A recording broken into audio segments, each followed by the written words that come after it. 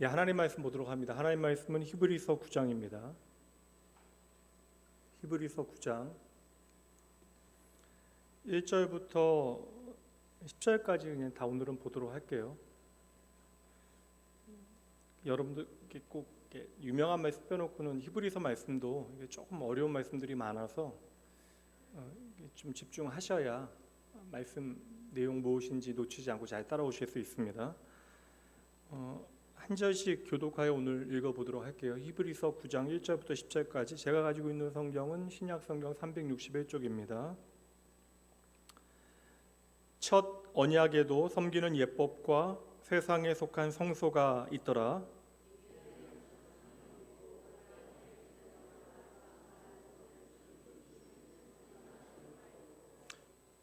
또 둘째 휘장 뒤에 있는 장막을 지성소라 일컫나니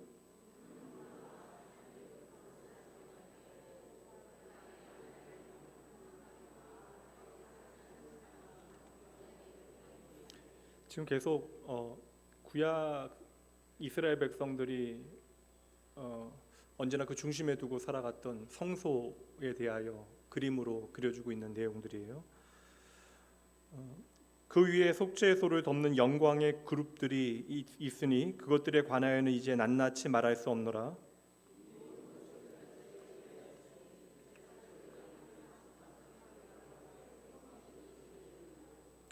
오직 둘째 장막은 대제사장이, 둘째 장막은 지성소를 의미하는 겁니다. 둘째 장막은 대제사장이 홀로 1년에 한 번 들어가되 자기와 백성의 허물을 위하여 드리는 피 없이는 아니하나니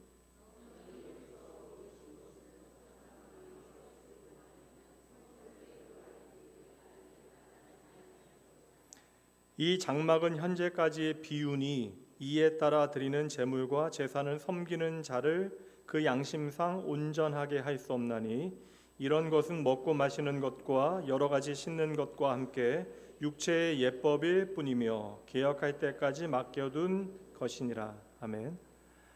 네, 오늘 히브리서 20번째 시간이고요. 성장에는 아픔이 따릅니다. 이 이제 흐름을 놓치지 마셔야 됩니다. 그래야 이제 성도의 삶에 특별히 이제 히브리계, 그러니까 유대인이었다가 그리스도인들이 되어진 사람들을 향하여 오늘의 고난이 장래의 영광과 결코 비교할 수 없습니다라고 하는 진리를 보여주고 있는 거예요. 오늘 우리가 어려운 가운데 있을지라도 우리가 이 믿음의 자리를 능히 잘 지켜낼 수 있는 이유를 히브리서 말씀을 통하여 우리에게 보여주고 있습니다. 그래서 제가 말씀드린 대로 어려운 가운데 있는 사람들에게 위로하는 일도 중요한 일이지만 우리의 위로라고 하는 것은 어떠한 단지 슬픈 감정을 나누는 것에서 그치는 것이 아니라 오늘을 잘 버티면 언젠가는 좋아질 것입니다라는 막연한 어떠한 소망을 나누는 것이 아니라 분명한 하나님의 약속의 말씀 안에서 이미 확정되어진 하나님의 영광을 믿음 안에서 장래의 것을 오늘로 가져와 우리는 살아내야 하는 하나님의 백성들이라고 하는 사실을 히브리서는 계속해서 강조하고 있는 거예요. 그래서 과거의 이야기를 오늘로 가져와 장래의 소망으로 바꾸는 일을 하고 있습니다. 오늘은 히브리서 9장 말씀 이제 드디어 나누게 되어지고요. 말씀 읽은 대로 1절에서 10절까지 오늘은 나누도록 할게요. 말씀의 제목은 함께 읽어볼까요? 예수의 피밖에 없네. 사실 저도 이렇게 아주 긍정적이고 좋은 이야기만 여러분들과 좀 나누고 싶고 그렇지 않아도 하루하루가 얼마나 버거워요. 오늘도 권사님 기도하시면서 아픈 믿음을 가지고 생각할 때 울컥하게 되어지는데 사실 이게 참 어찌 보면 감사한 일이고 어찌 보면 이렇게 마음에 심히 부담이 되는 일이기도 한데 누군가가 내 마음에 담겨지고 나와 실제적으로 피를 나눈 이들이 아닌데 가족 이상으로 우리에게 특별한 의미를 가지게 되어지고 또한 그들을 위하여 함께 기도하게 되어지고 그들의 아픔이 나의 아픔으로 느껴지는 것, 이거 결코 단순한 이야기가 아니죠. 버거운 일상을 살아가는 여러분들에게 좀 재밌고 긍정적인 이야기들만 좀 해서 흔히 이야기는 붐업 해드리면 좋겠는데 근데 또 말씀을 비추어내야 하는 저의 목회자적 사명은 여러분들 이렇게 재밌게 흥겹게 살게 하는 것도 목적일 수 있지만 그 흥겹게 되어질 수 있는 비결 그리고 우리가 제대로 우리의 인생을 좀 하나님 앞에 살아갈 수 있도록 하는 일을 말씀을 통해 저는 해야 하니까 오늘 말씀도 사실 좀 어찌 보면 부담이 되어질 수 있는 말씀이긴 합니다. 왜냐하면 구약의 제사의 이야기를 오늘 우리의 삶의 자리로 가져와야 의미가 있잖아요. 여러분 어떠세요? 뭐 지금도 잘 살고 계시지만 여러분 조금 더 제대로 신앙생활 하고 싶으시죠? 예, 좀 우리가 제대로 신앙생활하면 좋겠다라고 하는 마음의 소원이 있습니다. 이것을 우리가 단순히 듣지 말고 좀 무게감 있게 여러분 들으셔야 합니다. 그렇다면 여러분 한번 질문을 드릴게요. 이거 오전에도 제가 좀 불편한 질문으로부터 설교를 시작했는데, 왜냐면 이게 오늘의 나의 삶에 대해 생각하지 않으면 성경의 모든 이야기는 그저 과거의 거리감 있는 이야기로 끝나게 되어지니까 이 성경 속에 기록되어진 모든 말씀이 오늘 우리의 삶의 자리로 가까이 다가오기 위해서는 이 말씀을 우리의 삶의 이야기로 연결하는 작업들을 우리가 좀 열심히 해야 되는데, 그럼 여러분 신앙생활 제대로 하고 싶어하는 여러분들에게 질문드립니다. 만약에 오늘 여러분의 인생에 대하여 하나님께서 성적표를 매기신다면 여러분의 학점은 얼마나 될까요?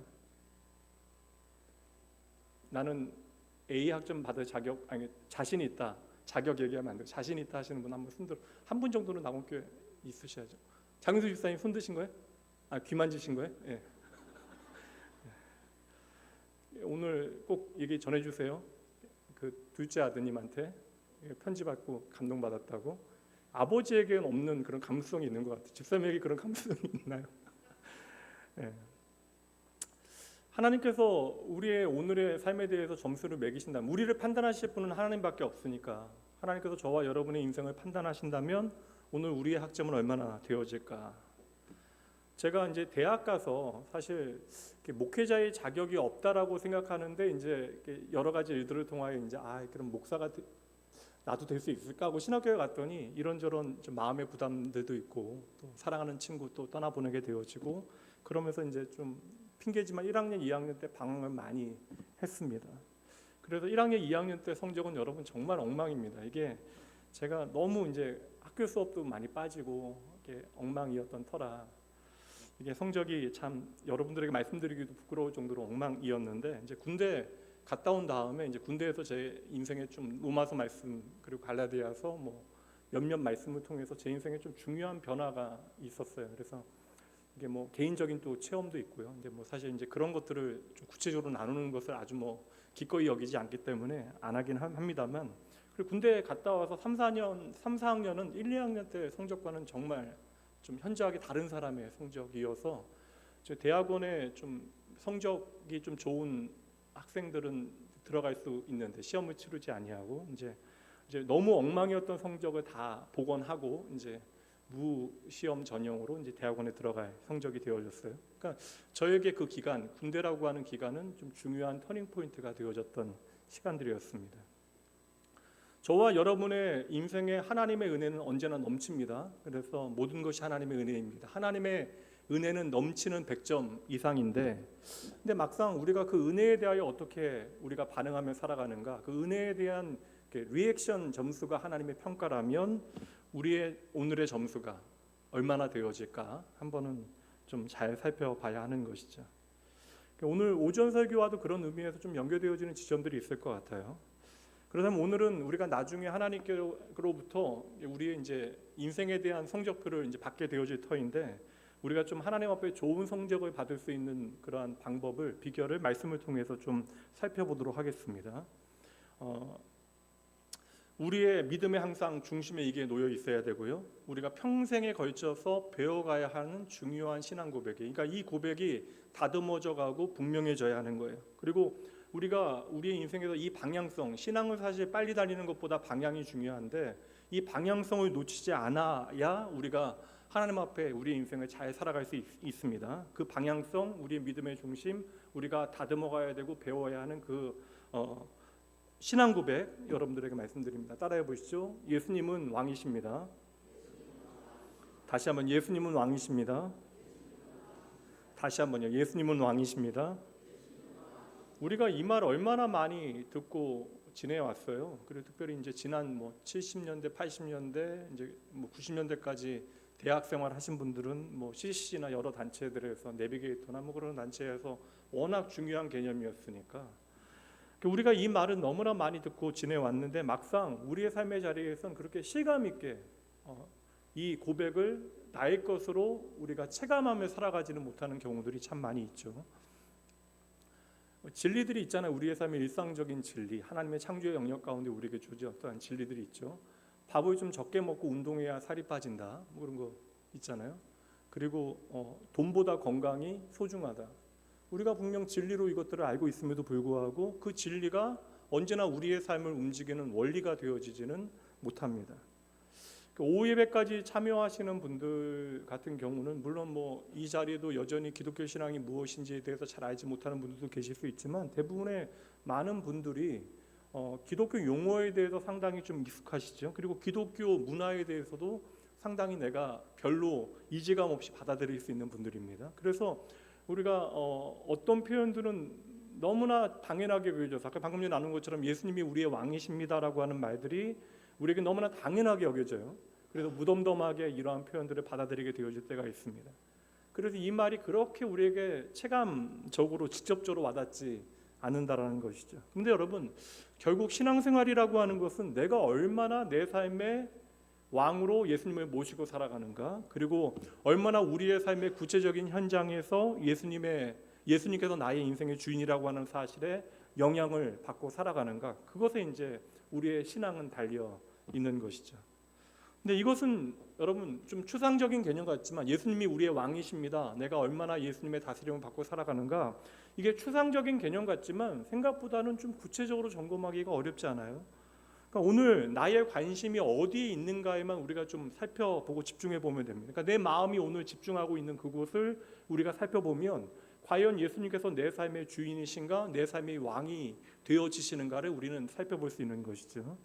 그러니 오늘 우리의 관심이 어디에 있는지 나의 주 예수 그리스도를 통하여 우리는 살펴봐야 하는 것입니다. 그러니 예수님이 나의 왕이십니다라고 하는 이 당연한 신앙 고백이 진정성을 갖기 위해서는, 그러니까 우리의 삶의 진정성을 갖기 위해서는 바로 오늘 우리가 예수님의 말씀에 얼마나 집중하는가, 그것에 달려 있는 것이죠. 그래서 나를 다스리시는 분이 누구인가에 대해서 우리는 좀 관심을 가져야 돼요. 그러니까 우리가 예수님을 믿는다라고 하는 고백을 드리면 우리가 믿음의 대상이 되시는 예수님에 대하여 우리가 열심히 배워가야 돼요. 그래서 예수님의 마음이 어디로 흘러가고 있는가를 우리가 배워가야 하는 것이죠. 그래서 나를 다스리시는 주님께서 어떤 분인가를 알게 되어질 때 바로 예수님의 관심이 오늘 저와 여러분의 관심이 되어질 수 있는 것입니다.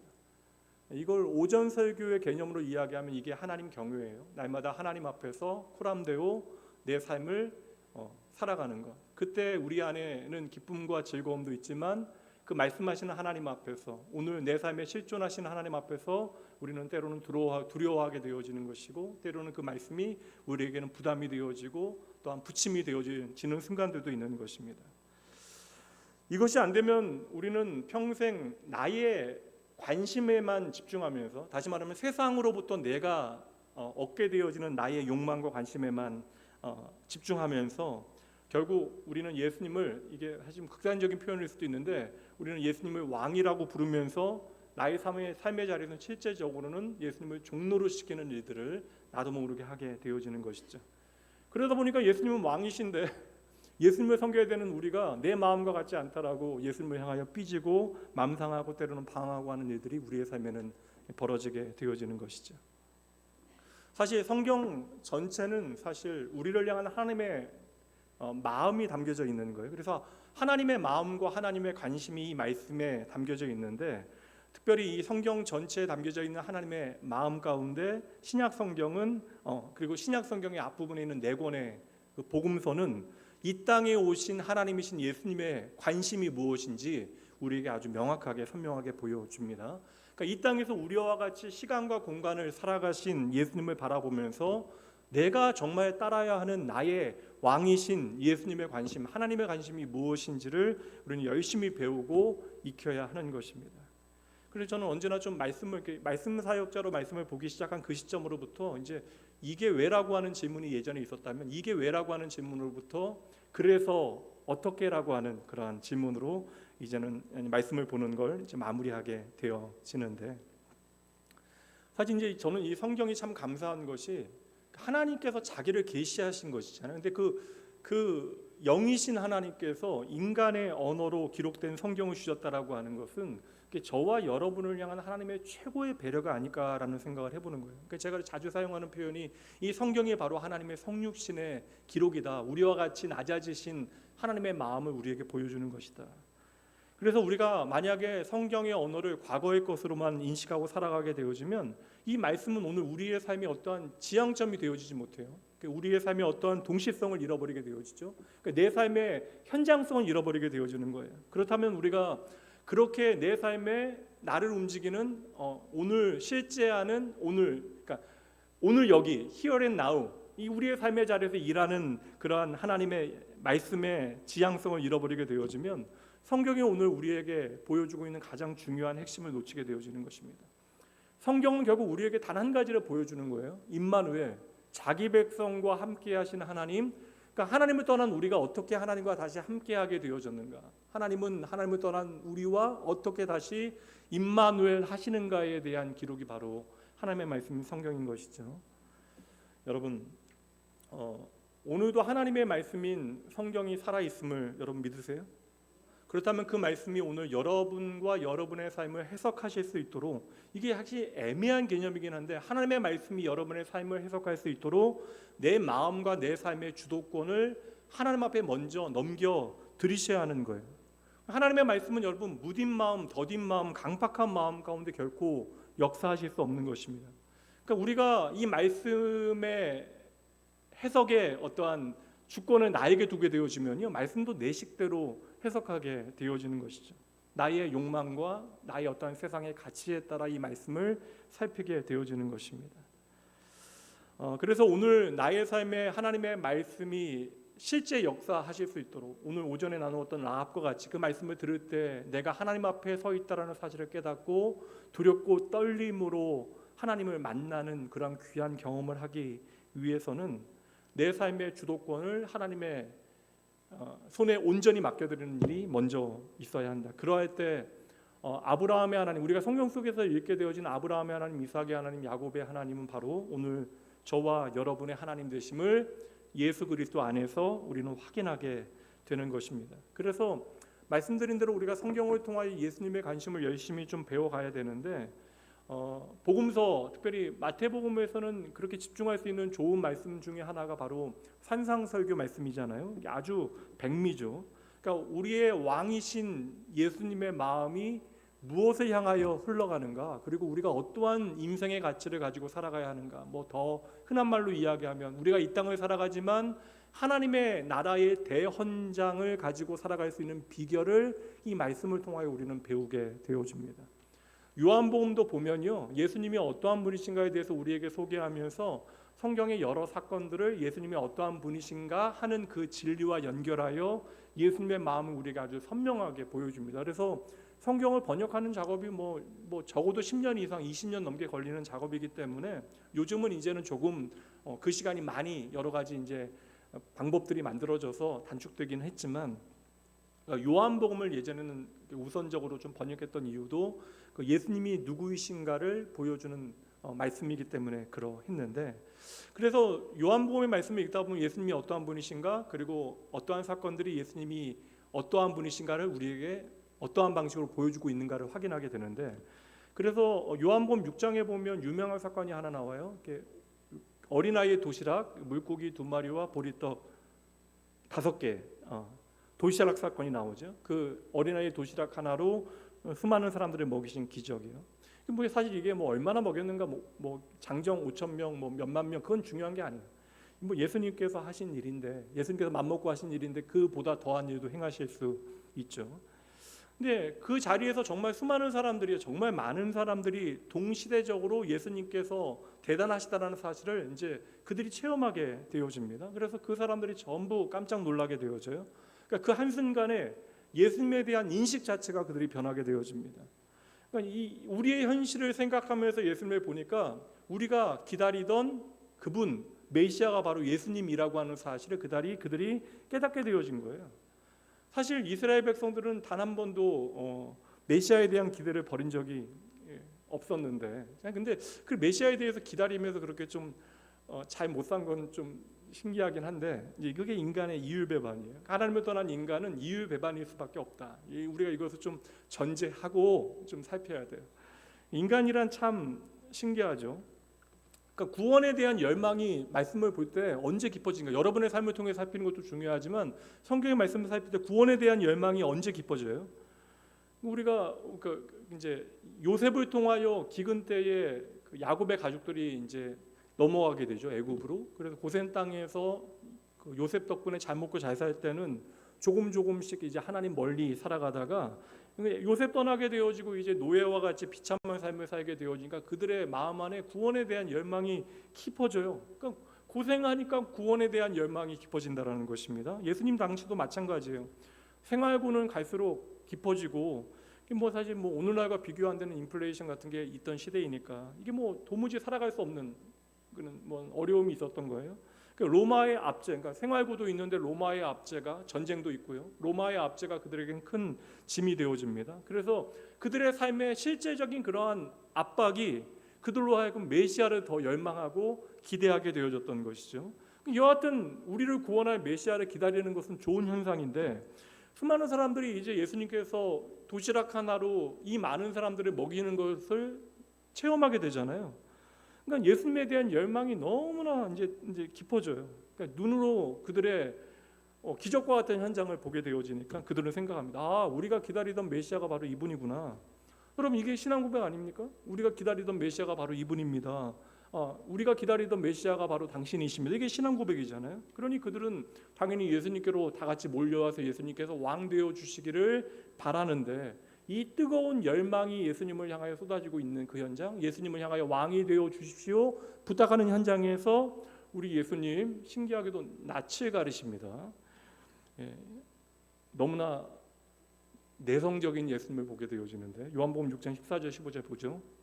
그 사람들이 예수께서 행하신 이 표적을 보고 말하되 이는 참으로 세상에 오실 그 선지자라 하더라. 그러므로 예수께서 그들이 와서 자기를 억지로, 이거 자체가 말이 안 되죠. 억지로 붙들어 임금으로 삼으려는 줄 아시고 다시 혼자 산으로 떠나 가시니라.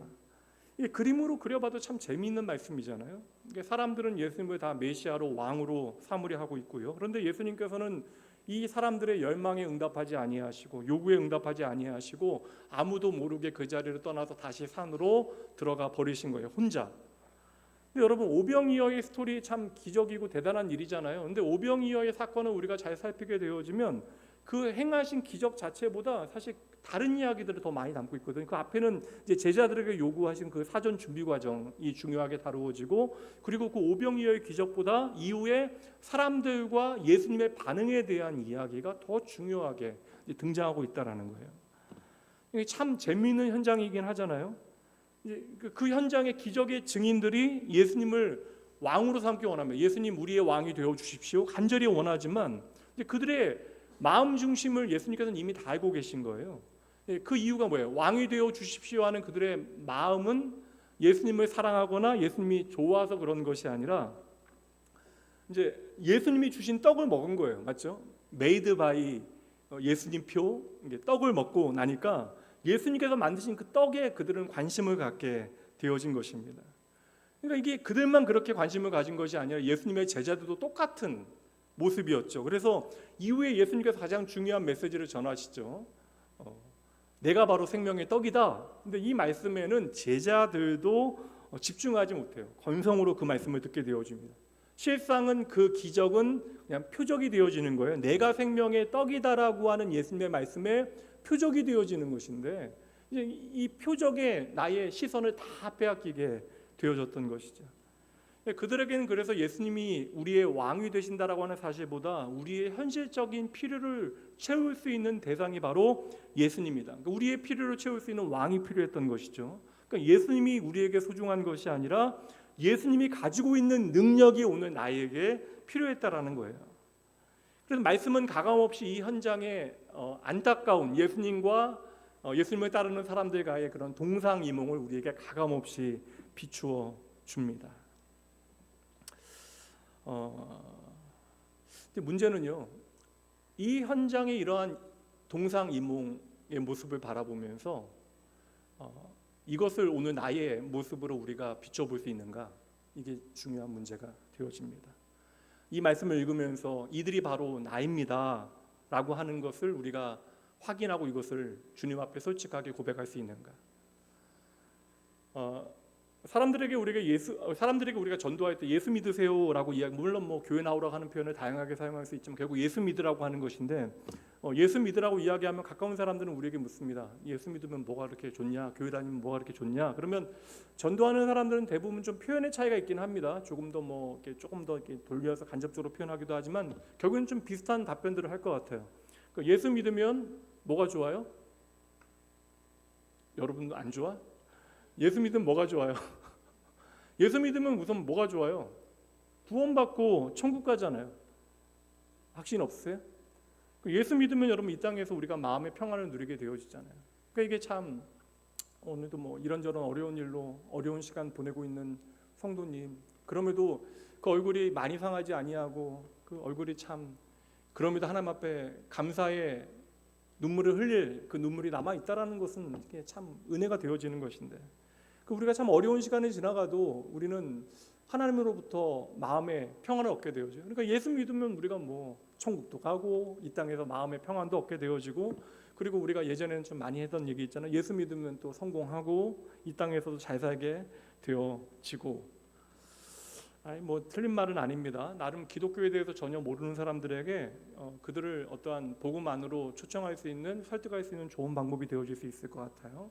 죽음 이후의 문제, 사람들이 다 두려워하는 죽음 이후의 문제에 대하여 어떻게 보장의 이야기를 나누는 것이나 오늘 내 삶의 필요를 채우는 일도 중요한 일이고, 여하튼 뭐니 해도 내 마음 좀 편해야 우리가 우리 인생 좀 제대로 살 것 아닙니까? 다 좋아요.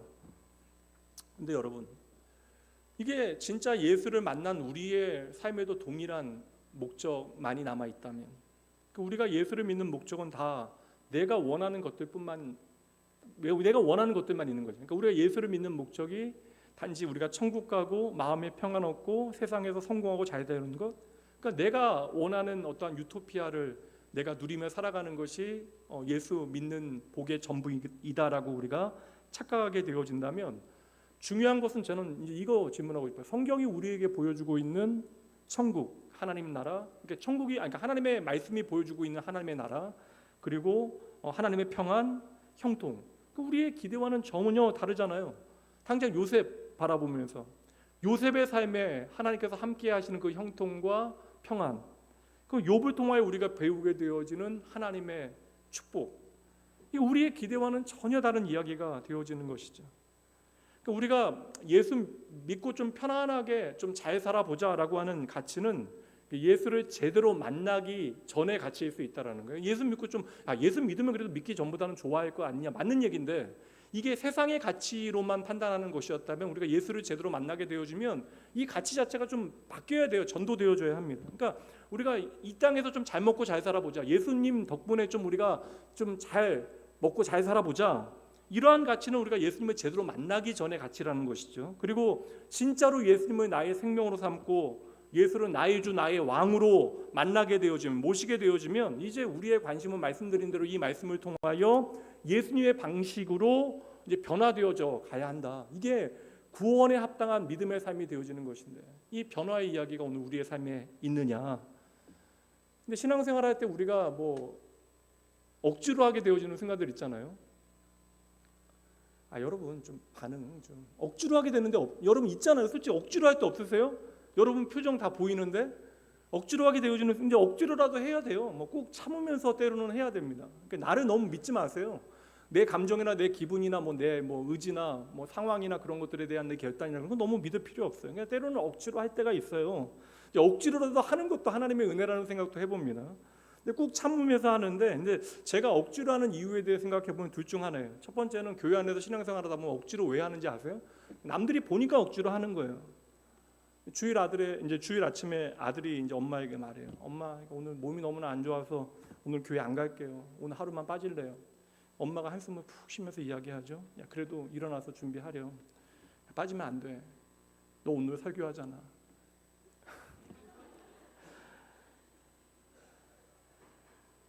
난 목사이니까, 난 장로이니까, 난 권사이니까, 나는 집사이니까. 물론 여러분, 내가 누구인지에 대해서 아예 모르는 것보다 아는 게 낫기는 하지만 직분과 자리 때문에 우리가 뭐 억지로 이 자리를 지켜내는 거 어찌 보면 좀 서글픈 이야기가 아닐까라는 생각해봐요.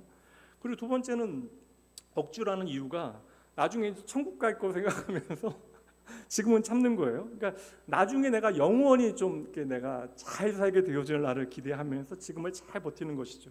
근데 이것도 사실 슬퍼요. 저한테는 더 슬픕니다. 왜냐하면 삶에서 하나님께서 우리에게 허락하시는 소중한 것들을 너무나 많이 잃어버리게 되어지기 때문에 그래요. 그러니까 여러분, 오늘 좀 이게 사실 어려운 얘기일 수 있고 안 들릴 수 있지만 귀 크게 열고 들으셔야 돼요. 우리의 욕심이, 예수 믿은 다음에도 우리가 시간이 아무리 지나도 결국에는 우리의 욕심이 우리의 삶을 지배하는 이상 우리의 평생 우리는 십자가에 달린 나의 왕 대신 예수 그리스도를 도무지 알 수 없어요. 그러니까 왕 대신 예수님이 십자가에 달려 있는 것을 통하여 십자가에 달린 예수님을 나의 왕이십니다 고백하는 것이 너무나 어렵다라는 것이죠. 그럼 우리는 평생 그냥 종교적인 생활은 나름 잘할 거예요. 왜냐하면 형식이 있으니까. 요구되어지는 형식, 물론 뭐 시대가 변하면서 뭐 달라지고 있기는 하지만 한평생 우리는 나름의 어떠한 종교적인 생활은 잘할 수 있지만 나도 모르게 교회 열심히 나오면서 세상에 더 집착하게 되어지는 아이러니한 현실을 맛보게 돼요. 교회 나오면서 더 세상적인 욕심은 우리 안에 많아지고 그러다 보면 나도 모르게 나의 생명의 주님을 거부할 수도 있다. 그래서 여러분, 오늘 말씀을 통해서 제가 단순하게 좀 정리를 해드리면 내가 예수를 믿는다라고 하는 것은요, 그 예수를 사랑하는 거잖아요.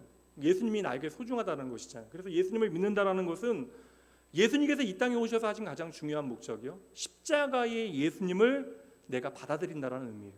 그러니까 십자가의 예수님을 나의 왕으로 삼고 살아간다. 그러니까 여러분 오해하지 마세요. 내가 이제 예수님 믿고 여하튼 교회에 들어왔으니까 다음 단계가 무엇인가요? 신앙은 이런 것이 아니라는 거예요. 물론 여러분 행동에는 마음이 당기게 되어집니다. 그래서 우리가 열심히 어떠한 행동과 행위를 통하여 신앙의 본질을 일깨워가는 것도 중요하긴 하지만 믿음이라고 하는 것은 대상이 가장 중요한 거잖아요. 그러니까 믿음은 우리가 무엇을 하는가에 대한 이야기가 아니라 그 믿음의 대상이 누구인가를 내가 제대로 알고 있는가. 그래서 믿음은 나의 믿음의 대상 되신 주님을 향한 마음이 시작이 되어줘야 되고 끝이 되어줘야 하는 것입니다. 내가 적어도 예수로 말미암아 사는 인생이라는 사실을 깨닫게 되어지면 십자가의 주님께서 오늘 나에게 말씀하시잖아요. 십자가의 주님께서 나에게 피 묻은 음성으로 나를 따르라 말씀하시면 우리는 기꺼이 십자가의 주님을 따라 살아가야 하는 거예요. 이게 여러분 믿음입니다. 그러니 여러분 오늘 우리는 믿음에 대한 좀 오해부터 버려야 합니다. 믿음은 단지 여러분 능력이 아니라는 거예요. 성경에 가끔 보면 믿음이 능력과 같이 표현된 구절들이 있긴 하지만 그것은 우리의 믿음을 통하여 하나님께서 일하신다라고 하는 것을 보여주는 것이지 우리 개인의 능력을 보여주는 말씀으로 등장하는 말씀은 전혀 없어요. 믿음은 도리어 뭐예요 여러분? 믿음은 나의 힘, 나의 자원으로 살아가는 것이 얼마나 덧없는 삶인가. 전도서에서 이미 이야기하잖아요. 해 아래 새 것은 아무것도 없어요. 모든 것이 부질없습니다. 그러니까 내 힘을 의지하며 살아가는 것이 부질없다라는 사실을 깨닫는 것, 그리고 오직 예수 그리스도께서 이 땅에서 나를 위하여 행하신 일 때문에 내가 지금껏 살아왔고 앞으로도 살아갈 것을 믿는 것이 바로 믿음입니다.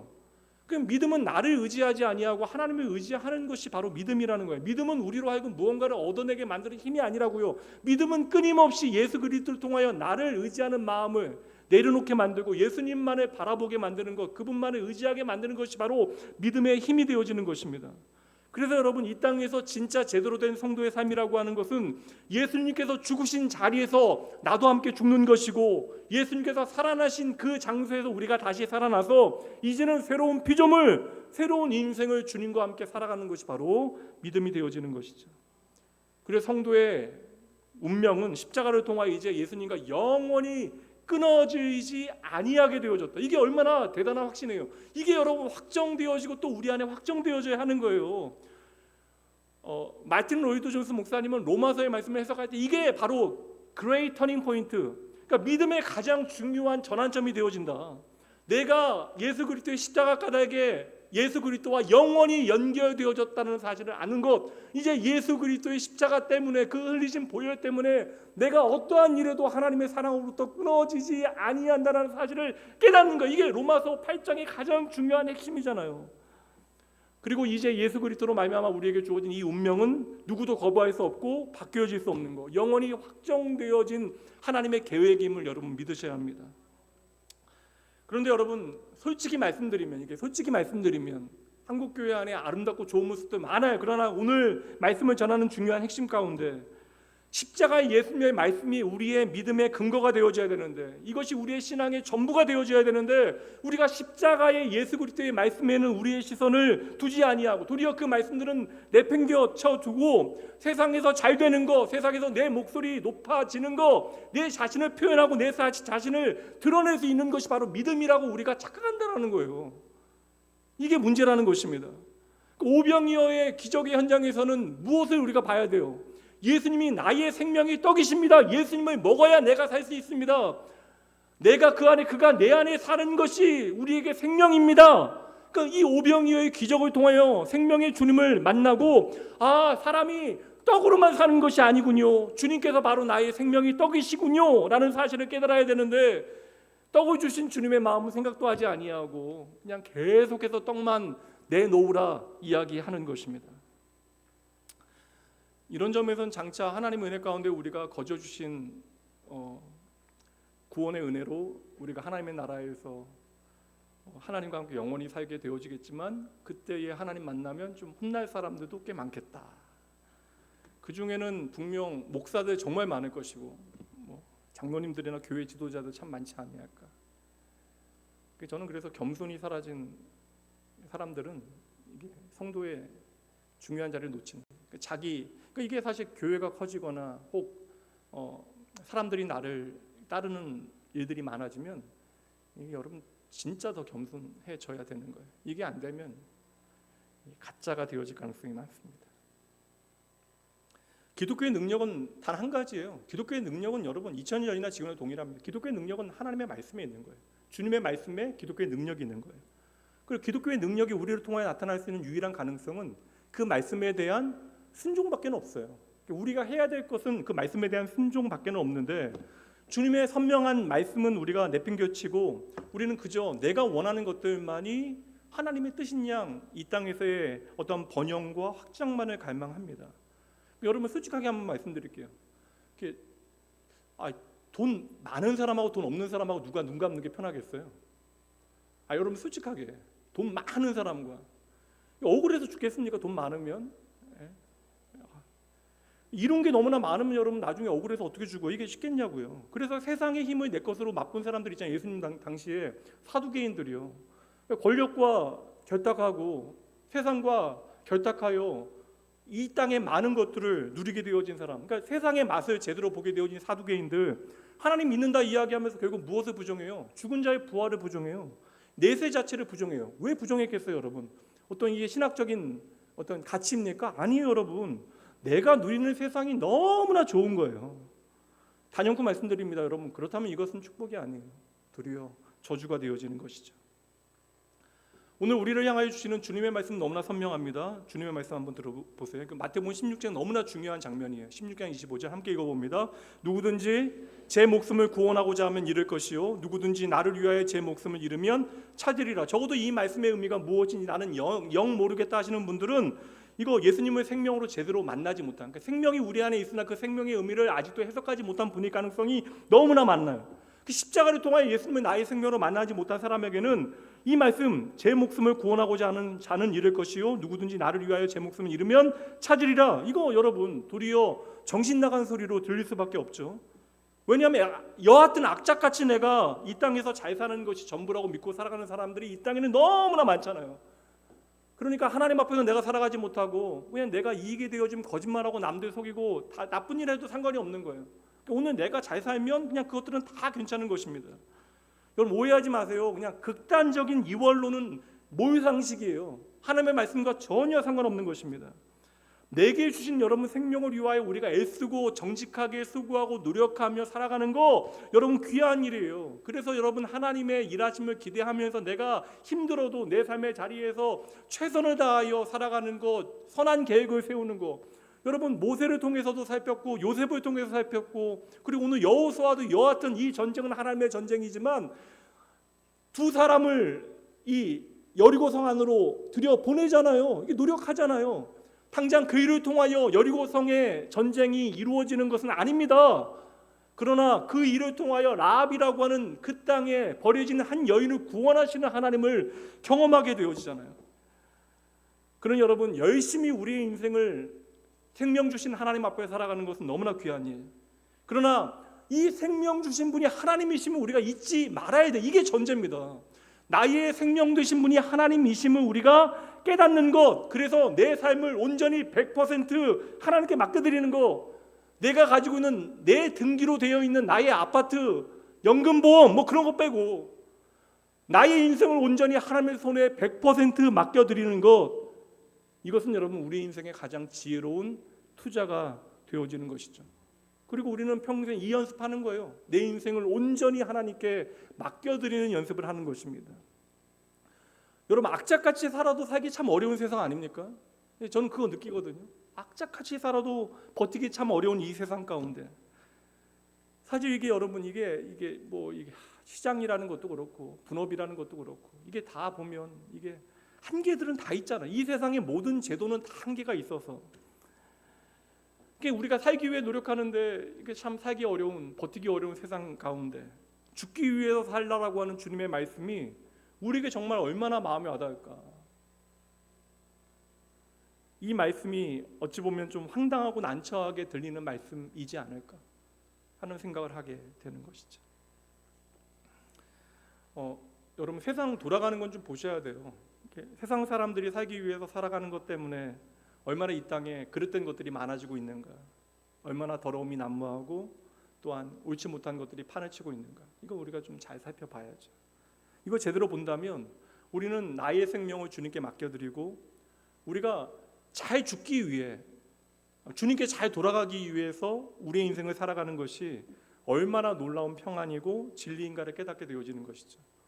이 사회 가운데 우리가 어떠한 실존주의나 세상의 세속적 가치에 대한 반하는 것으로 자발적 빈곤을 선택하, 그런 거 이야기하지 않고요. 이게 제가 말씀드린 것은 오늘 우리의 삶의 형편에 매이지 아니하고 내가 자족하는 비결을 배울 수 있는 것, 내가 어떠한 처지에 있건 간에 하나님만이 우리에게 주시는 그 샬롬 안에 내가 살아가는 것, 이게 여러분 예수 믿는 사람들에게만 주어지는 축복 아닙니까? 하늘의 이 땅 가운데 살아갈 수 있는 비결이 아니냐는 거예요. 그래서 여러분, 우리가 예수를 제대로 만난다라고 하는 것은, 예수를 제대로 믿는다라고 하는 것은요, 날마다 십자가의 예수 그리스도를 내가 바라보는 것, 십자가의 예수 그리스도께서 내게 주신 말씀을 붙들고 살아가는 것, 그래서 십자가에서 주님과 함께 더불어 죽고 살아가는 삶을 우리가 살아내야 하는 것이다. 그래서 나는 죽고 예수로 살아가는 삶, 이게 여러분 다른 게 아니에요. 점차로 나는 좀 힘을 빼고 하나님의 힘으로 살아가는 삶, 주님을 의지하며 내 삶을 맡겨드리는 삶을 의미하는 것이죠. 이러한 복음적인 우리가 가치를 가지고, 사고를 가지고 오늘 본문의 말씀을 살피지 않으면 결국 내 살 길만 찾고자 하는 마음으로 이 말씀 살피게 되어지는 거예요. 그래도 나는 이렇게 구원받았으니까 참 다행이구나, 여기서 끝이라는 거예요. 8장에서 여러분 같이 연결되고 있는 거예요. 지금 8장에서 이제 새 언약을 설명하기 위해서 옛 언약을 설명했잖아요. 이제 9장에서 성소에 대한 말씀이 설명됩니다. 이 성소에 대한 얘기는 옛 언약과 연결되어진 것이잖아요. 그래서 성소에 대한 말씀과 연결되어지는데, 이 모든 설명은 결국 누구를 우리에게 비춰주는 거예요? 우리의 영원한 대제사장 되신 예수 그리스도를 설명하는 거예요. 그래서 오늘 말씀 보면 7절 말씀 보세요. 여러분 읽어주시죠. 시작.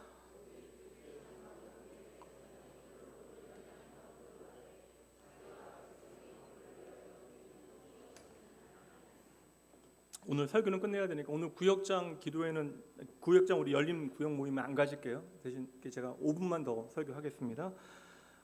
다시 한번 읽어드릴게요. 오직 둘째 장막은 대제사장이, 지성소는 대제사장이 홀로 1년에 한 번 들어가되 자기와 백성의 허물을 위하여 드리는 피 없이는 아니하나니.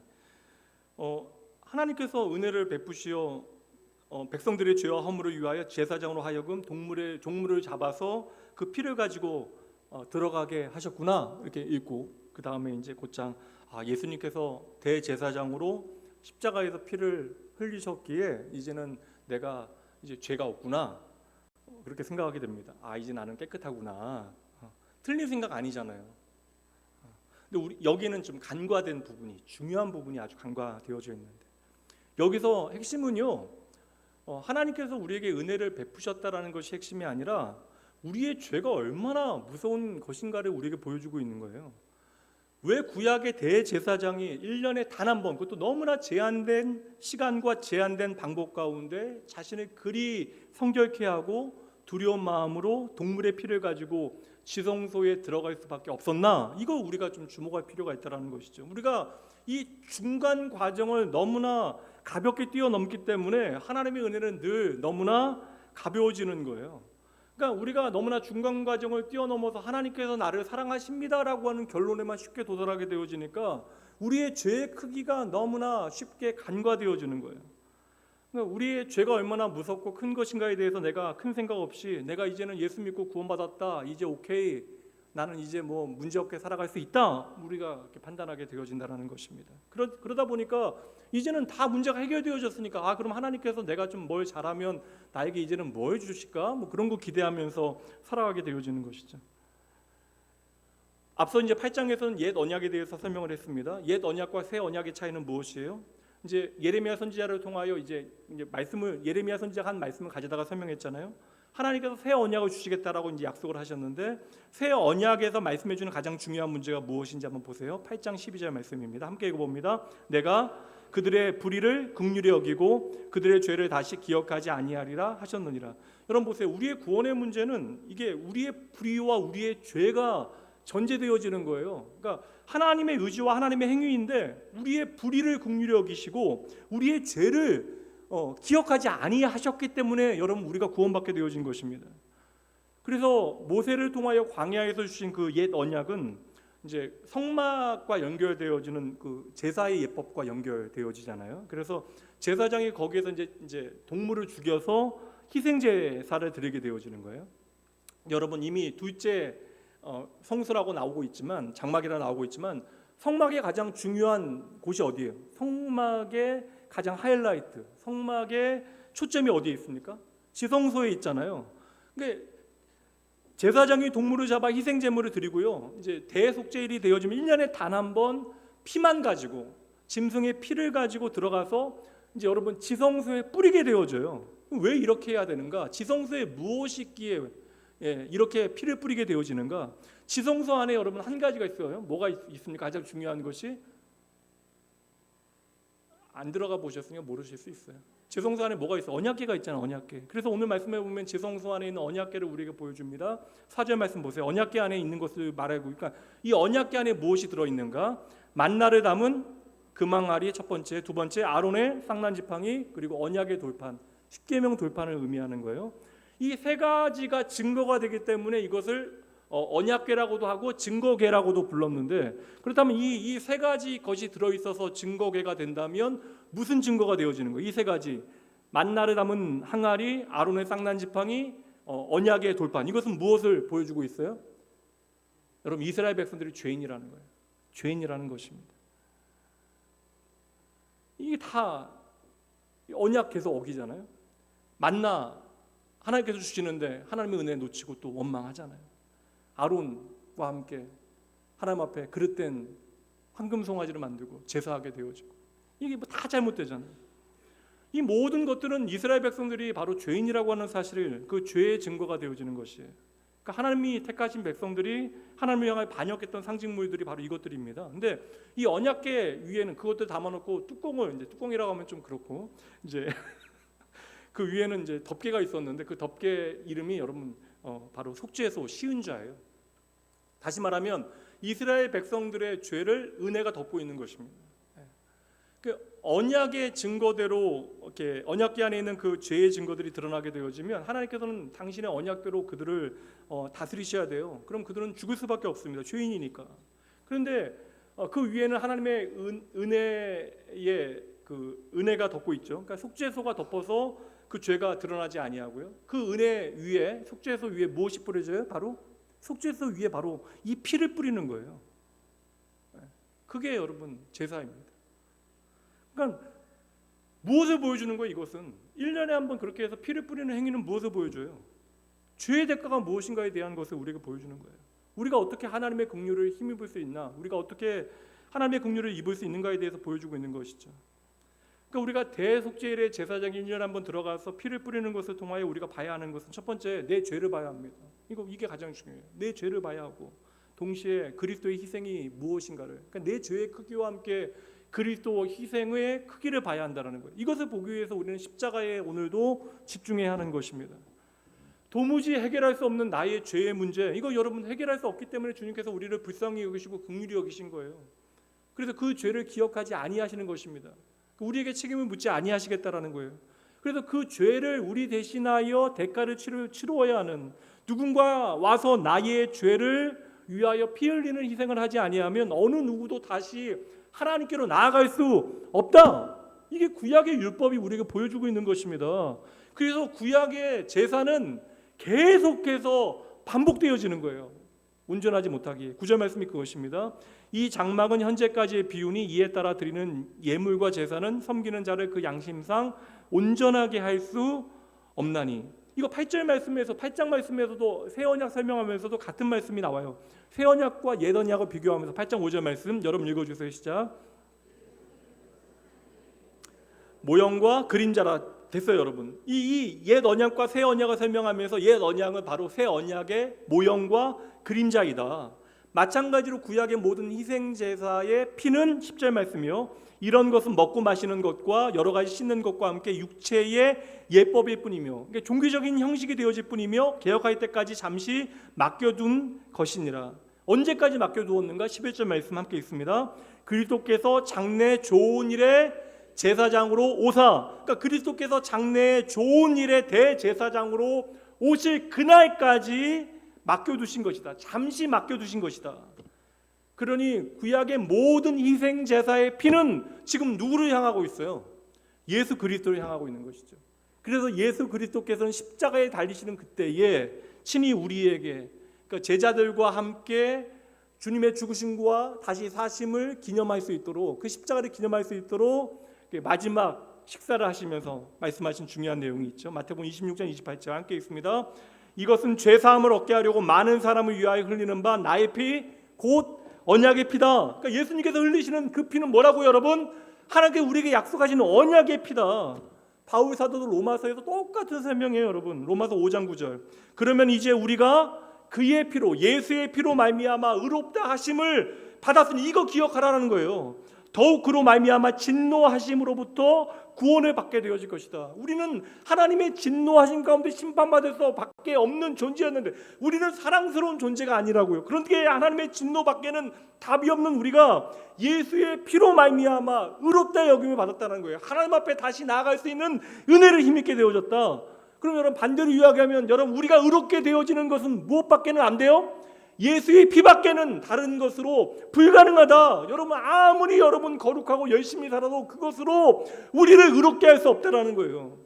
구약의 대제사장이 지성소에 오직 피만 가지고 들어가야 했는데, 레위기 17장 11절 말씀해 보면 육체의 생명은 피에 있다. 내가 이 피를 너희에게 주어 제단에 뿌려 너희의 생명을 위하여 속죄하게 하였나니, 다시 한번 생명이 피에 있으므로 피가 죄를 속하느니라. 두 번이나 반복되어져요.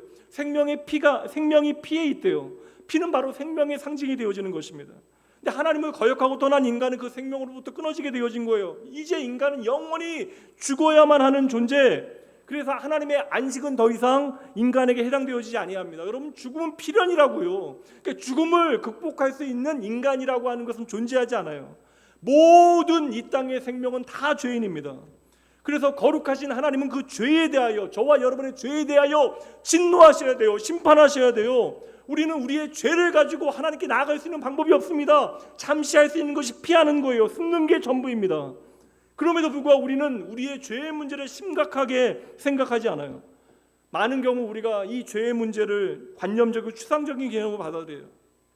그래서 제가 잘 쓰는 표현이 있는데, 그래도 나는 꽤 괜찮은 죄인이긴 한데 저 사람들보다는 괜찮은 죄인. 도무지 나를 영 죽을 죄인으로 보지 아니하니까 예수 그리스도의 피 흘림을 통하여 오늘 우리에게 주어진 하나님의 은혜가 무엇인지를 제대로 깨닫지 못하는 거예요. 그러니까 우리가 드문드문 십자가를 바라보는 것입니다. 십자가가 우리의 삶의 전부가 되어줘야 되는데, 그 십자가 예수님께서 오늘 우리에게 들려주시는 그 말씀이 우리의 전부가 되어져야 하는데, 예수의 그 흘리신 피로 말미암아 내가 의롭다 하심을 얻게 되어졌고, 하나님께서 더 이상 우리의 죄를 간구하시고 예수의 피로 말미암아 우리가 그 예수의 피로 의롭다 하심을 얻고 이제 하나님의 진노하심으로부터 벗어나서 구원받아 하나님 앞으로 나아가게 되어졌는데 우리는 너무나 무덤덤한 것이죠.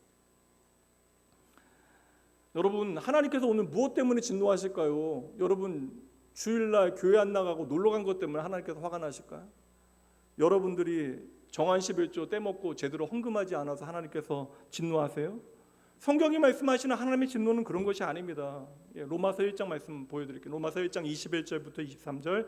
하나님을 알되 하나님을 영화롭게 하지 아니하고 감사하지도 아니하고 오히려 그 생각이 허망하여지고 미련한 마음이 어두워졌나니 스스로 지혜 있다 하나 어리석게 되어 썩어지지 아니하는 하나님의 영광을 썩어질 사람과 새와 짐승과 기어다니는 동물 모양의 우상으로 바꾸었다.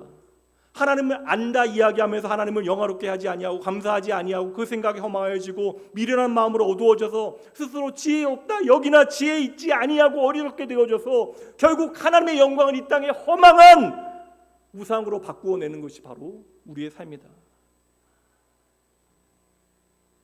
하나님께서 인간을 향하여 분노하고 진노하시는 것은 하나님의 형상대로 창조되어진 저와 여러분이 허망한 생각과 미련한 마음으로 우리에게 허락되어진 하나님의 영광을 사람과 버러지의 형상의 우상으로 오늘도 바꾸며 살아가는 그것.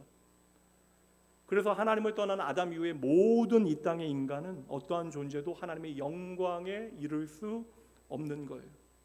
아무리 이 땅의 영광에 내가 취하여 산다 한들 우리는 다 하나님의 진노의 대상이다. 근데 성경은 그 진노의 대상이 하나님의 긍휼을 입은 자가 되어졌다라고 말씀하는 거예요. 이 대반전은 무엇 때문에 우리에게 주어지는 거예요?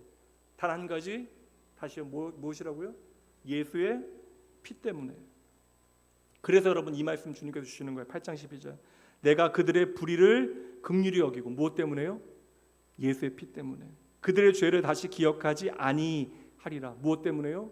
예수의 피 때문에. 우리의 이 무겁고 무서운 죄를 하나님께서 기억하지 아니하신대요. 무엇 때문에요? 예수의 피 때문에. 십자가에서 흘리신 예수님의 피 때문에. 여러분, 이것 때문에 우리는 우리의 의로움에 대하여 내 행위에 대하여 거부해야 되는 것입니다.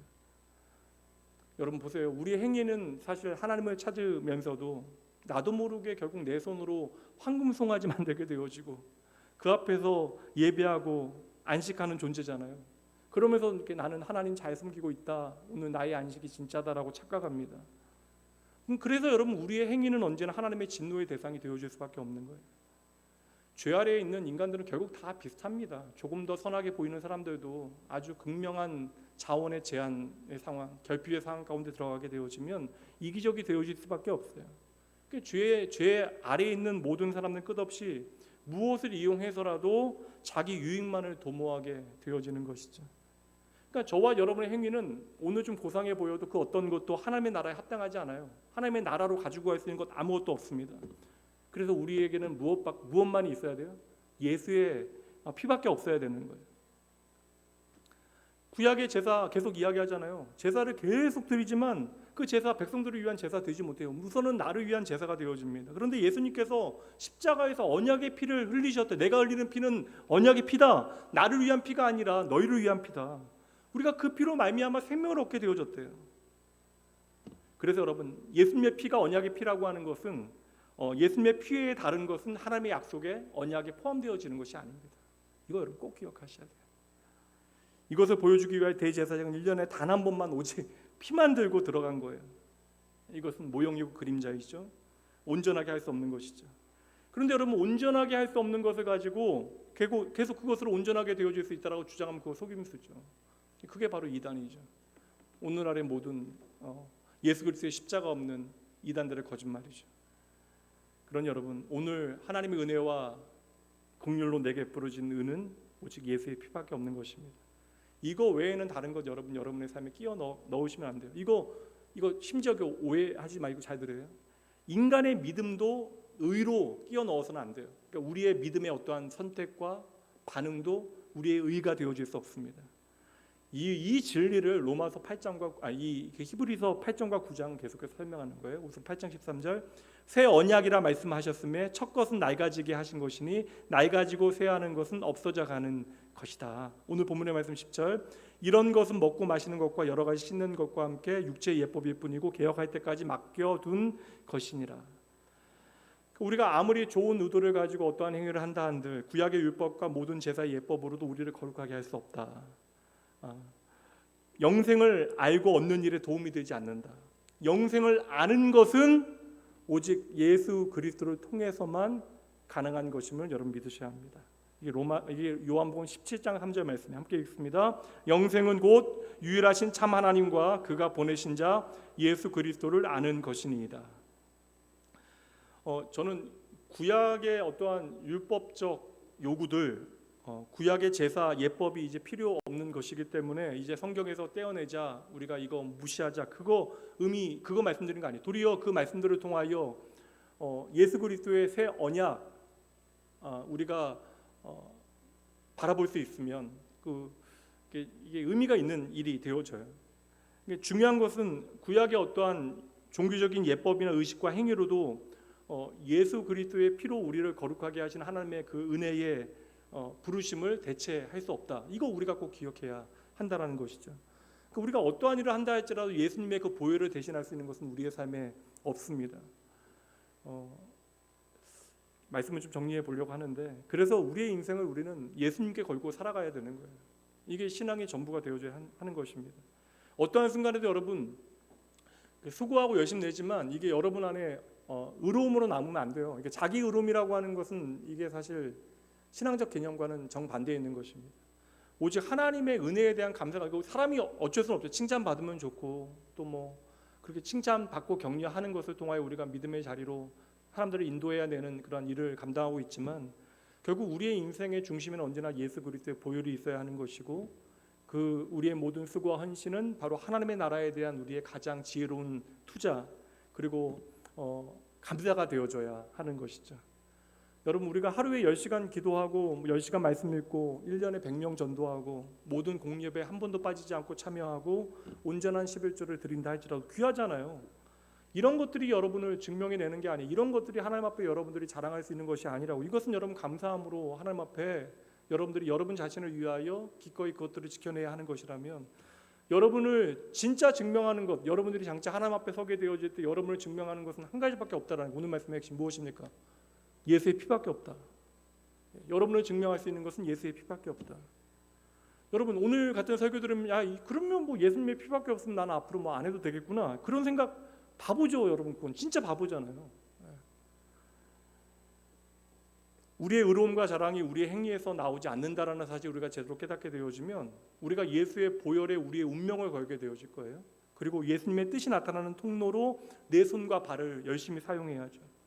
그리고 여러분의 인생 가운데 그러한 영광을 감사함으로 여러분들이 누리며 살아가셔야죠. 뭐 돈 많이 버시면 좋아요. 사실 뭐 나쁜 일은 아니죠. 좋은 일일 수 있습니다. 근데 이게 사실 돈을 잘 사용한다라는 것이 얼마나 쉽지 않은 일인가. 제가 라이언 리버라는 사람의 도덕적 사회와 비도덕적 인간, 도덕적 인간과 비도덕적 사회라고 하는 책을 읽을 때 충격을 받았어요. 한 개인이 좀 의롭게 살려고 해도 집단 안에서 한 개인이 의로울 수 있는 방법 자체가 없습니다. 시스템 안에서는. 이게 여러분, 이게 참 이 세상 가운데 우리가 바른 선택을 하면서 살아간다는 것이 얼마나 어려운 일인지 몰라요. 그러니 우리가 수고하며 열심히 우리 인생을 정말 살아가야 하지만, 하나님 앞에서 우리 인생을 살아가야 하고, 특별히 예수의 십자가 앞에서 언제나 나의 죄의 크기를, 깊이를 깨닫고, 그래서 놀라운 하나님의 은혜 앞에서 십자가에 목숨 걸고 살아가는, 날마다 십자가 여러분 좀 젖은 눈으로 바라보며 살아가는 여러분 되시길 주님의 이름으로 축복합니다. 오늘 설교 좀 길긴 했지만 오늘 설교에 딱인 찬양 하나가 갑자기 생각이 나서 이건 부르고 끝내야 될 것 같아요. 여러분들 결단하는 마음으로 이 찬양 함께 부르죠. 반주가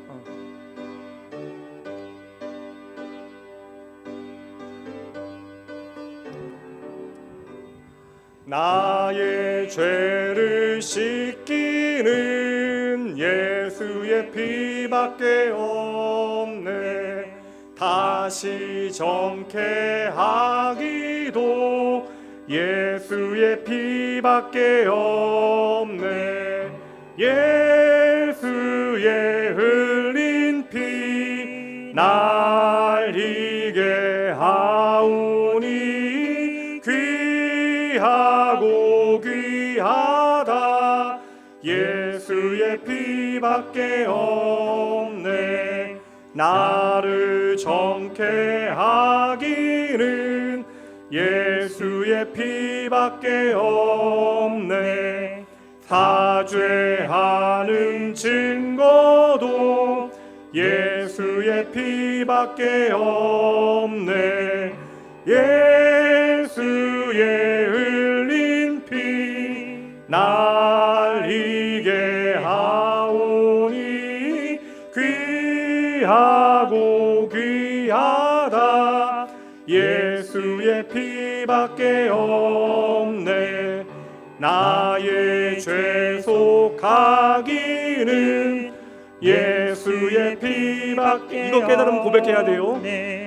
나는 공로 없으니 예수의 피밖에 없네. 예수의 흘린 피 날리게 하오니 귀하고 귀하다. 예수의 피밖에 없네. 평안함과 소망은 예수의 피밖에 없네. 나의 의는 이것뿐 예수의 피밖에 없네. 예수의 흘린 피 날리게 하오니 귀하고 귀하다. 예수. 우리 마지막 찬양합니다. 영원토록 내 할 말. 영원토록 내 할 말 예수의 피밖에 없네. 나의 찬미 제목은 예수의 피밖에 없네.